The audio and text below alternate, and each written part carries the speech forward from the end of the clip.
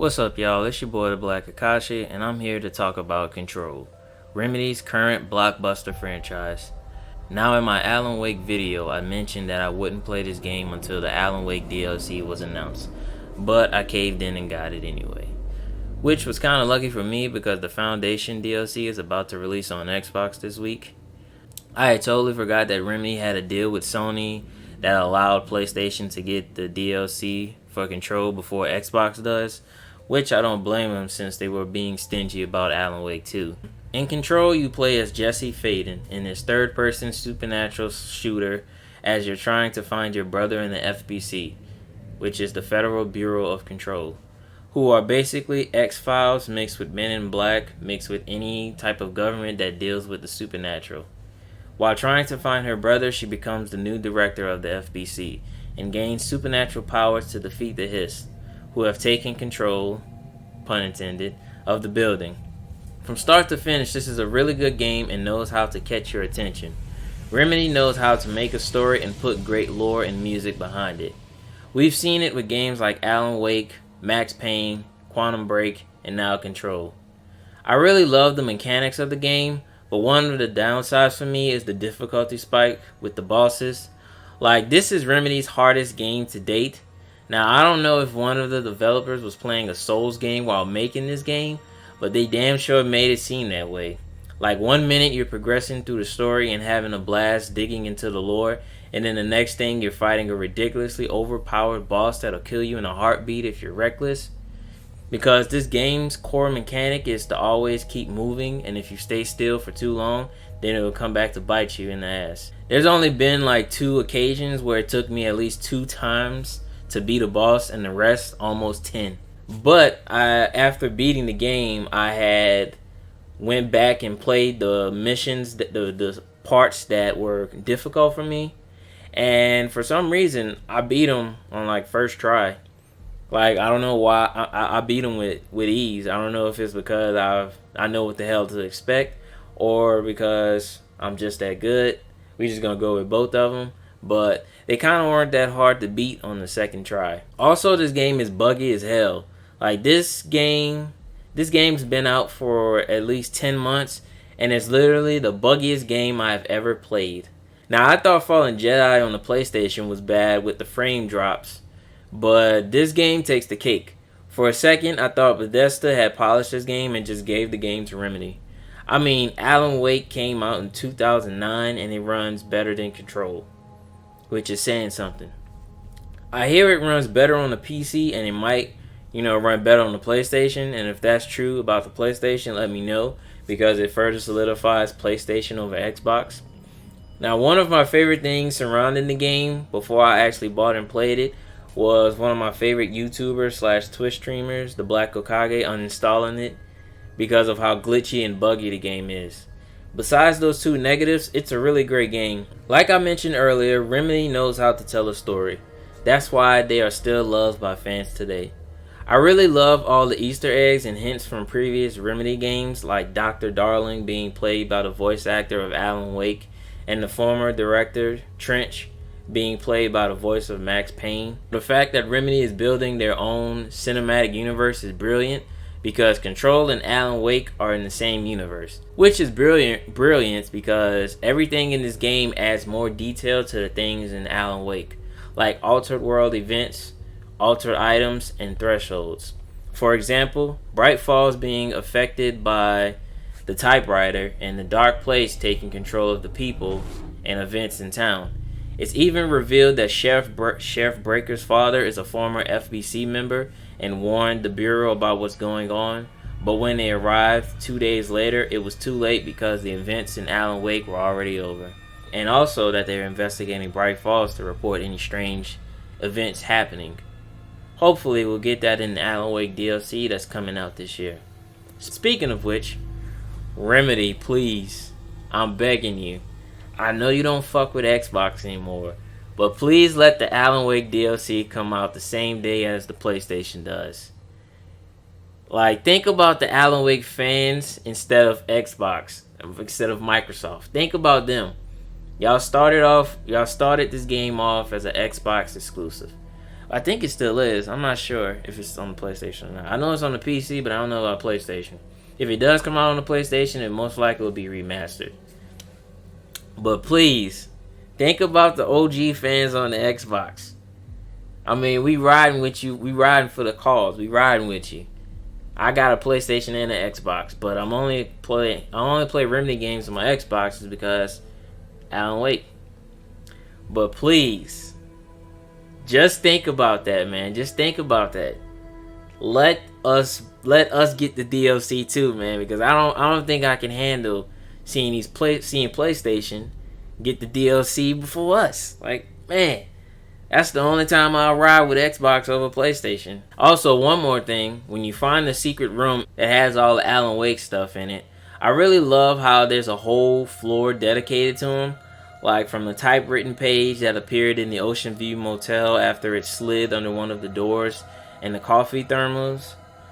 It also was revealed that the show Night Springs was rebooted by the FBC to introduce, the paranormal, supernatural stuff that's going on in the world that they don't want to reveal. It's the way to let people know what the hell is going on. This might as well be an Alan Wake video because I can't stop talking about it, and I'll be talking about it some more later on in the video. Now, this game is surprisingly scary from a sound standpoint, not gameplay wise. Like, if you're wearing headphones, you can hear eerie whispers, screeches from the hiss, and indistinctive voices from the people in the building that were infected by the hiss because of them not having any HRA device. Now, one of the things that surprised me about this game was the final mission and how quick it was. After the events with Polaris and the brilliant twist of thinking that the game had ended with the mind-twisting credits and overcoming the alternate reality loop that the hiss placed you in, and after you get to the spot, and once you get to the spot that's been blocked off since the beginning of the game, you fight 3 hordes of enemies to get to Dylan. And once you finally get through the final wave, which was annoying by the way, but on my second playthrough, I beat it with ease. I one-shotted it, so I was like, wow, I'm a beast. After you do all that, it ends with a cutscene. Now, after dealing with the annoying bosses like the former and the mold boss, it was a sigh of relief of not having to deal with another one. Like, there comes a point in time where you would sacrifice a final boss for a cutscene, and unfortunately, this was one of those moments. Despite that, I had a really great time with the game.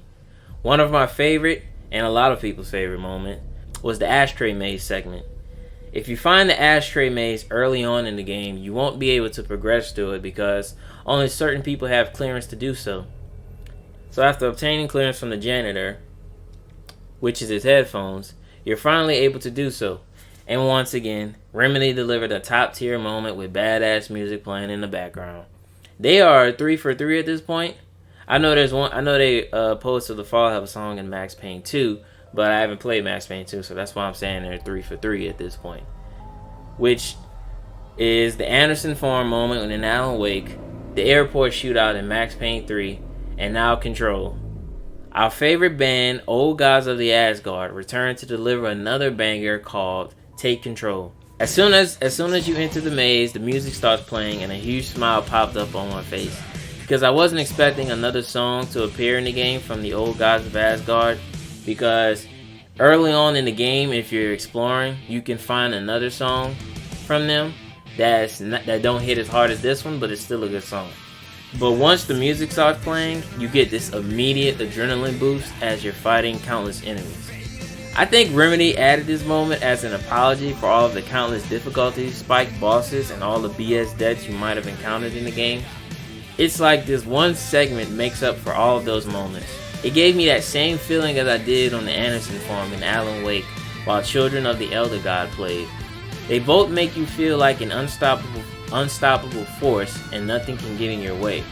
I applaud them for doing that, and I just want to say thank you, Remedy, for that. Also, I think it's time we have a discussion that maybe the Anderson brothers, aka the Old Gods of Asgard, are probably entities as well or have some type of relationship with them, because Ati is friends with them, and Ati is speculated to be like some type of entity. Now, I think it might have something to do with the moonshine they made, or it could be something else. Let me know your opinions.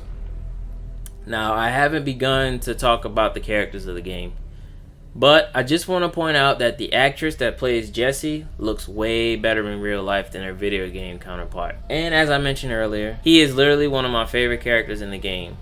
The mysterious janitor of the bureau, whose reach is so far that even the employees question how he's able to go to highly classified areas with ease. It's speculated that he might be a higher entity, even higher than the board itself, which would make sense if you think about it. Now, overall, this is a game that deserves all the praise it gets, and all the complaints it gets as well. Like, I understand why it was some people's game of the year, and why it also won Best Art Design. I really loved all of the Dr. Darling videos that you find throughout the game. Mostly, I just love hearing Alan Wake's voice actor because it sounds so smooth, and it sounds the same as it did 10 years ago. And also the Hotline Bling as well, because the Max Payne voice actor narrates those. And I also love that one of the influences for this game is the book Annihilation, because I really love the movie adaptation of it, and I'll probably read the book eventually. If you haven't played the game, I highly recommend it because it's only $30. But if you want to be smart and just wait for the complete edition of the game, that'll eventually come out with all the DLC and hopefully bug-free gameplay, then I won't blame you. If you've played Control, let me know how you feel about the game, and let me know in the comments. If you could pick out of these two, would you choose a sequel to Alan Wake or a sequel to Control? If you know me, then you know I'm picking Alan Wake hands down. Even though we're getting the Alan Wake DLC in the even though we're getting the Alan Wake DLC in the future, I'd still choose. I still want an Alan Wake sequel. I want his own game, not these other games showing him love. Hey, I'll take both though. You can show him love and give me a new game. I'll take both. But thank you for watching the video. Hit the like and subscribe button. Also share it if you really enjoyed the video. Thank you, and I'll see you in the next one.